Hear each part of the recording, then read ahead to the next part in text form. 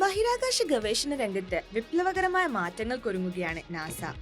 ചന്ദ്രനിലും ചൊവ്വയിലും മനുഷ്യവാസം സാധ്യമാക്കാനുള്ള പരീക്ഷണങ്ങൾക്കിടെ ശാസ്ത്രലോകം നേരിടുന്ന ഏറ്റവും വലിയ വെല്ലുവിളിയാണ് ഭക്ഷണം.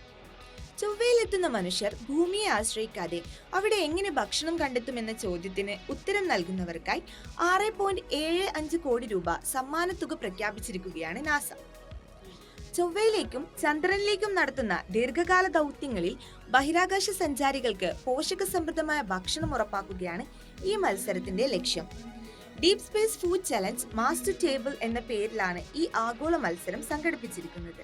കേവലം കൃഷി മാത്രമല്ല, മറിച്ച് ഭക്ഷണം പാകം ചെയ്യുക, മാലിന്യം പുനരുപയോഗിക്കുക തുടങ്ങിയ സമഗ്രമായ ഒരു ഫുഡ് സിസ്റ്റമാണ് നാസ തേടുന്നത്.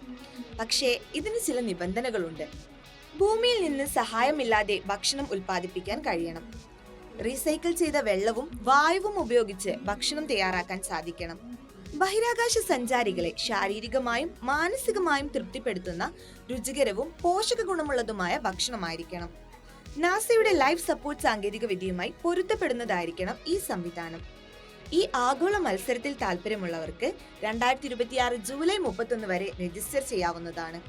2026 സെപ്റ്റംബറിൽ വിജയികളെ പ്രഖ്യാപിക്കുന്നതോടെ മത്സരം ഔദ്യോഗികമായി അവസാനിക്കും.